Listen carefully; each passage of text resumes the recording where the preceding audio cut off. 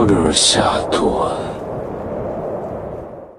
Assalamualaikum Sobat Horor Syahdu. Sebelum cerita dimulai, jangan lupa tekan tombol subscribe, like, dan komen, supaya channel ini terus berkembang.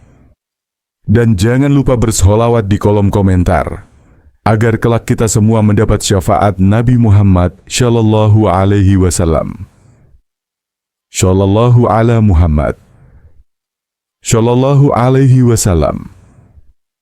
Malam itu, seorang pemuda bernama Jawir menerima tawaran kerja di sebuah warung cakwe kecil di pinggiran kota. Awalnya sederhana, hanya pekerjaan biasa. Tapi semakin lama, warung itu memperlihatkan sisi gelapnya. Adonan yang bergerak sendiri, suara langkah yang tak terlihat, hingga sebuah rahasia besar yang menyebut nama Jawir jauh sebelum ia bekerja di sana. Apa benar warung itu bukan sekadar tempat jualan? Apa benar ada sesuatu yang lebih besar yang sudah memilih Jawir menjadi penerusnya? Mari kita lanjut ke ceritanya. Nama saya Jawir. Orang-orang biasa manggil Bang Jawir. Saya lahir di Jawa Tengah, tapi beberapa tahun lalu saya merantau ke Malang. Hidup saya waktu itu nggak jelas, kerja serabutan, apa aja saya jalani, yang penting bisa makan, bisa bertahan. Suatu sore, saya lagi nongkrong di depan kelenteng kecil di Malang. Saya suka bantu-bantu di situ, nyapu halaman, bersihin dupa, atau sekadar jadi kuli angkut kalau ada acara. Dari situlah saya kenal dengan seorang bapak. Orangnya ramah, agak gemuk, kulit sawo matang, pakai baju oblong lusuh. Dia pemilik warung cakwe di dekat kelenteng itu. Bapak ini nawarin saya kerja bantu-bantu di warungnya. Katanya gampang, cuman goreng cakwe, bersihin meja, sama angkat-angkat barang. Saya pikir, ya lumayan, daripada nganggur. Warung cakwe itu kecil tapi selalu rame. Lokasinya strategis, di pinggir jalan kota Malang yang padat. Dari luar kelihatan biasa aja, cuman ada gerobak kayu cat biru pudar, meja panjang, sama beberapa kursi plastik. Tapi entah kenapa, sejak pertama kali saya masuk, ada hawa aneh yang nggak bisa saya jelaskan. Rasanya kayak dingin, padahal siang bolong. Saya coba cuekin, saya pikir mungkin cuman perasaan saya aja. Hari-hari pertama terasa normal. Saya bangun pagi, belanja bahan, bikin adonan, goreng cakwe, layani pembeli.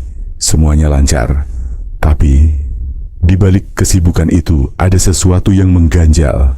Ada satu ruangan di belakang warung, pintunya selalu terkunci. Dan setiap kali saya lewat di depannya, saya mencium bau aneh. Bau yang bikin dada saya sesak.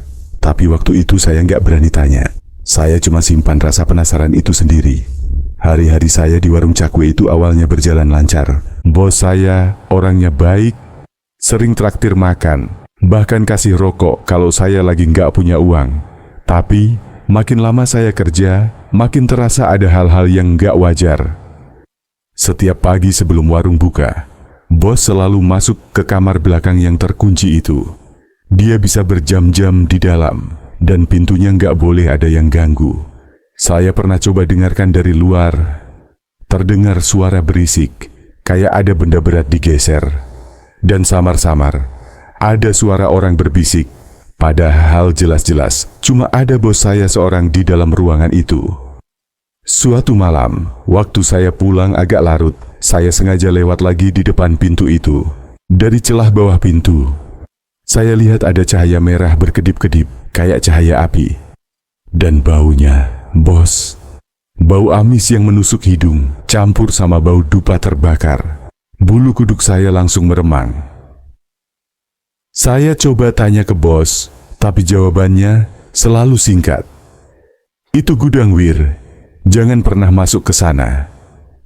Caranya ngomong datar, tapi matanya tajam banget, kayak ngasih peringatan. Sejak malam itu, saya sadar ada rahasia besar di balik kamar itu. Beberapa hari setelah itu, makin banyak hal aneh yang saya rasakan di warung. Adonan cakwe yang kami buat kadang berubah sendiri. Pagi kelihatan biasa, Tapi kalau saya buka lagi sore harinya, permukaannya seperti bergerak. Kayak ada uget-uget kecil merayap di dalamnya. Saya kaget, tapi bos cuma bilang, "Itu wajar, Wir. Nanti hilang sendiri kalau digoreng." Saya nggak ngerti. Tapi entah kenapa, adonan itu memang kembali terlihat normal. Ada juga pembeli yang aneh. Beberapa malam, selalu ada orang yang datang pakai pakaian serba hitam, duduk di pojokan, makan diam-diam, lalu pergi tanpa bayar. Dan bos saya sama sekali nggak marah. Justru dia selalu bilang, "Biarin aja." Waktu itu saya belum sadar kalau semua hal kecil itu adalah tanda. Tanda kalau saya sedang terjebak di tempat yang salah. Malam itu, hujan deras mengguyur Malang. Warung sudah tutup lebih cepat karena sepi pembeli. Bos saya bilang dia mau ke kamar belakang dulu. Seperti biasa, pintu langsung dikunci rapat. Saya duduk di kursi plastik depan warung, sambil ngerokok, menunggu hujan reda. Tapi rasa penasaran saya malam itu terlalu besar. Saya diam-diam mendekat ke pintu kamar itu. Dari dalam terdengar suara aneh, seperti orang merintih. Jantung saya langsung berdegup kencang. Saya tempelkan telinga ke pintu. Suara itu makin jelas. Ada suara bacaan pelan, suara orang komat kamit, bercampur sama bunyi benda logam dipukul berulang. Dari celah bawah pintu, lagi-lagi muncul cahaya merah, berkedip-kedip seperti api obor, dan bau amis itu kali ini jauh lebih kuat. Saya sampai hampir muntah menahannya. Lalu, tanpa sengaja, saya lihat sesuatu. Dari celah pintu kecil yang sedikit renggang, saya melihat bayangan besar di dalam kamar. Tingginya hampir menyentuh langit-langit, tubuhnya gelap, matanya merah menyala. Saya kaget setengah mati. Refleks saya langsung mundur, kursi di belakang saya jatuh berisik. Pintu kamar langsung terbuka sedikit, dan bos saya keluar dengan wajah serius. Matanya menatap tajam ke arah saya. Dengan suara datar, dia hanya bilang satu kalimat. "Saya sudah bilang, Wir, jangan pernah dekat-dekat pintu ini." Malam itu, saya sadar ada sesuatu yang jauh lebih menyeramkan daripada yang saya bayangkan. Sejak malam itu, saya jadi susah tidur. Wajah bos saya, tatapannya, terus terbayang. Tapi yang paling bikin saya gelisah, bayangan besar bermata merah yang saya lihat di balik pintu kamar. Saya berusaha meyakinkan diri, mungkin cuma halusinasi. Tapi besok paginya, kejadian aneh makin nyata. Saya disuruh nguleni adonan cakwe. Pas saya buka baskom besar itu, jantung saya langsung berhenti sejenak. Adonan putih itu bergerak sendiri. Di dalamnya ada sesuatu yang menggeliat, kayak cacing atau uget-uget hidup. Saya kaget, hampir menjatuhkan baskom. Tapi bos dengan tenang mendekat, menepuk bahu saya, lalu berkata, "Tenang, Wir. Ini bagian dari resep. Jangan terlalu dipikir." Saya bengong. Resep apa yang ada uget-ugetnya? Lebih parahnya lagi, saat saya mencoba mengaduk lagi, saya merasa ada sesuatu menyentuh tangan saya dari dalam adonan. Saya langsung tarik tangan, dan saya lihat jelas ada jari tangan manusia yang muncul sebentar dari dalam adonan sebelum tenggelam lagi. Saat itu saya benar-benar merinding, tapi bos saya hanya tersenyum. Seakan semua itu hal biasa. Disitulah saya mulai yakin, saya sudah terjebak di tempat yang salah. Beberapa malam setelah kejadian adonan itu, warung sudah tutup, tapi bos belum pulang. Dia malah memanggil saya, "Wir, jangan pulang dulu, ada yang mau aku tunjukkan." Saya bingung, tapi menurut saja. Bos membuka pintu kamar yang selama ini terkunci. Hati saya langsung berdegup kencang. Di dalamnya, bukan gudang seperti yang selalu dia bilang. Ruangan itu dipenuhi dupa menyala. Dindingnya penuh dengan kertas bertuliskan aksara aneh. Dan di tengah ruangan ada sebuah meja batu dengan bekas darah mengering di atasnya. Tak lama kemudian, 3 orang datang.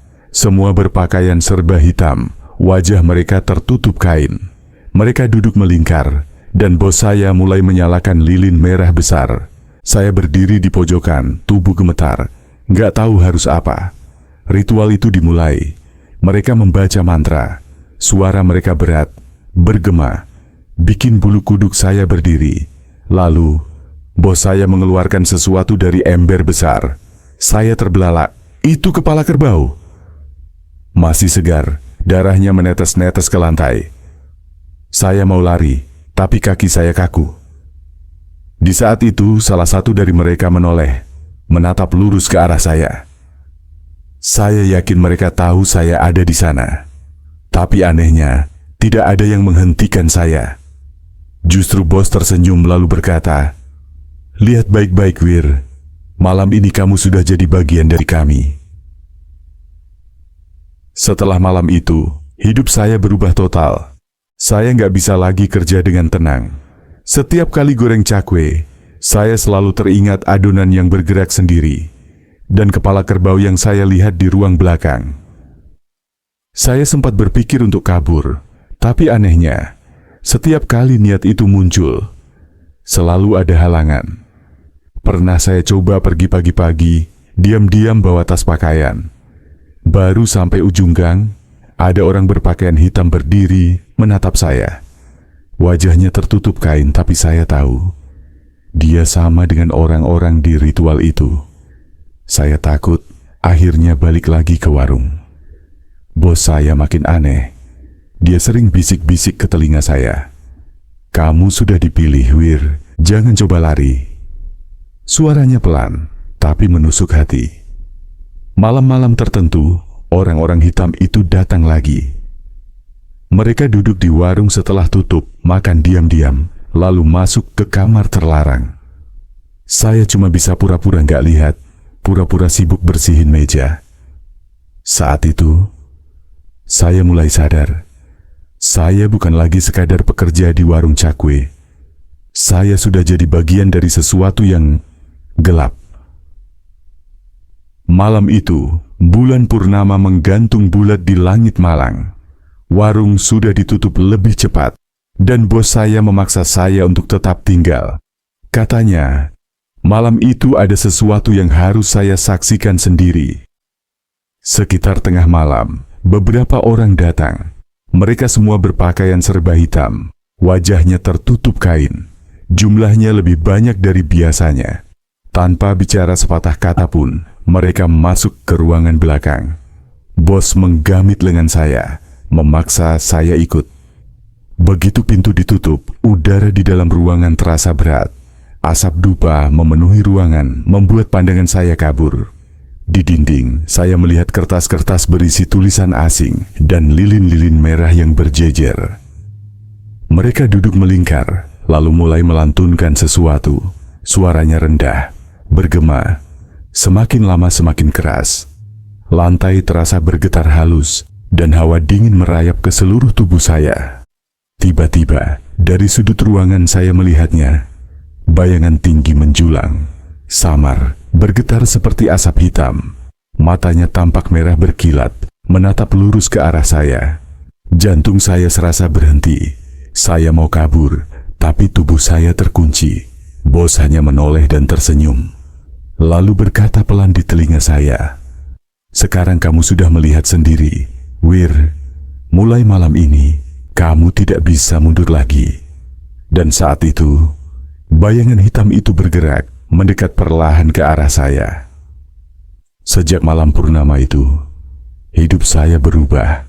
Setiap kali saya menutup mata, bayangan hitam itu muncul. Kadang berdiri di sudut kamar, kadang hanya matanya saja yang terlihat dari balik jendela. Saya mencoba pura-pura tidak peduli, tapi bisikan itu terus mengikuti. Suaranya berat, bergetar, kadang terdengar jelas memanggil nama saya. "Wir, Wir."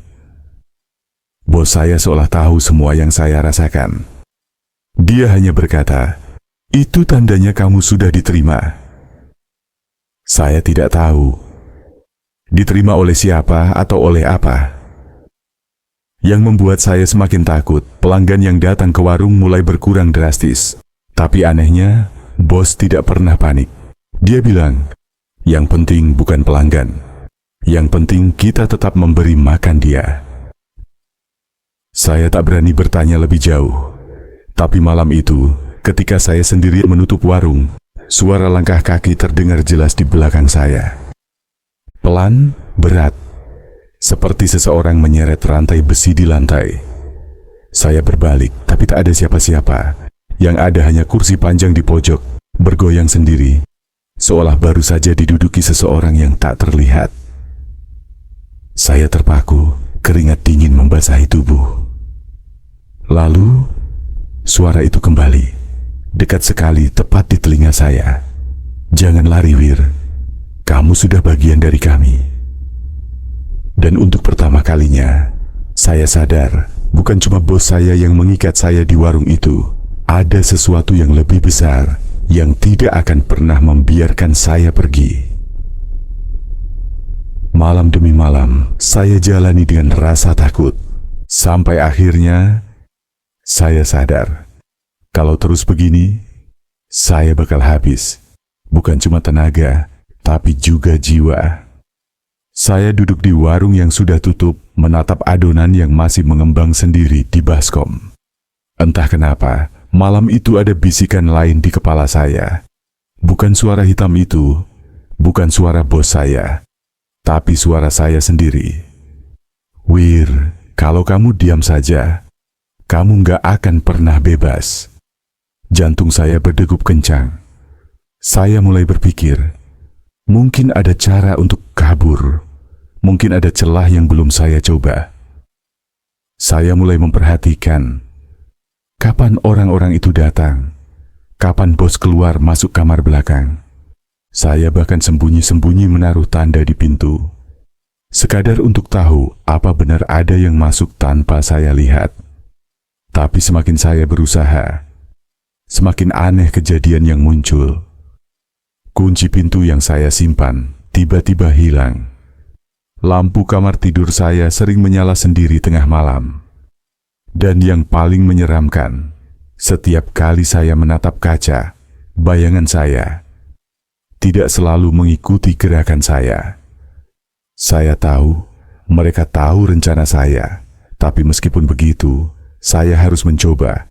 Karena kalau saya terus bertahan di sini, cepat atau lambat saya akan lenyap.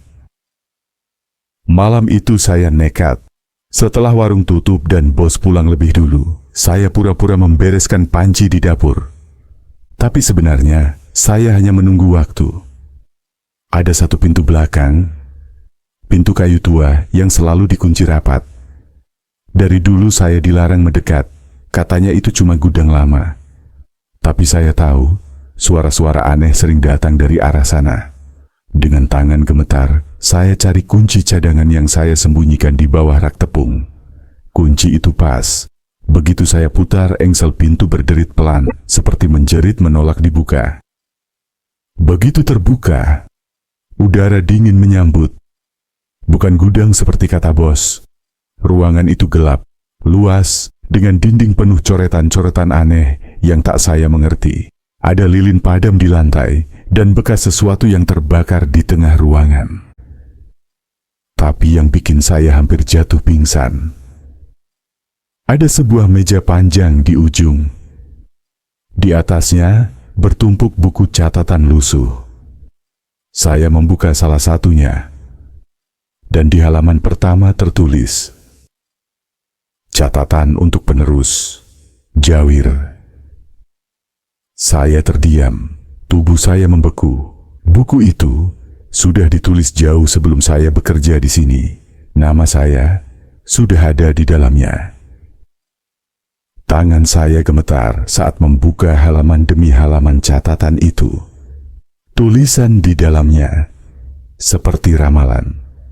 Ada nama saya, ada tanggal lahir saya, Bahkan ada kisah kecil masa kecil saya yang hanya orang tua saya yang tahu.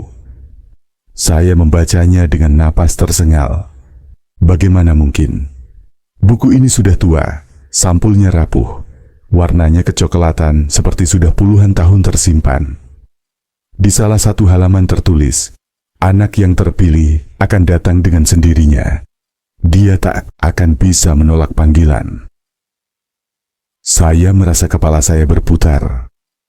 Jadi, selama ini saya bukan kebetulan bekerja di warung ini. Semua sudah ditulis, sudah direncanakan sejak lama. Bos saya muncul di pintu belakang. Wajahnya tenang, matanya menatap lurus ke arah saya. Dia tidak marah, tidak terkejut. Dia hanya tersenyum tipis dan berkata, "Sekarang kamu paham, Wir. Kamu bukan pekerja, kamu pewaris." Jantung saya serasa berhenti. Kata-kata itu menancap dalam. Pewaris? Pewaris apa? Saya ingin lari, tapi kaki saya seakan menempel di lantai. Dan untuk pertama kalinya saya sadar. Bukan saya yang memilih warung ini. Warung inilah yang memilih saya. Sejak malam itu, saya tidak pernah lagi mencoba kabur.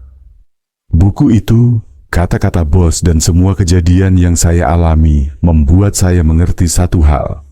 Warung ini bukan sekadar tempat jualan. Ia seperti makhluk hidup yang punya nafas dan kehendak. Dan saya sudah menjadi bagian darinya. Setiap malam, lilin-lilin di ruang belakang menyala sendiri. Setiap pagi, adonan cakwe sudah siap. Padahal saya tidak pernah membuatnya.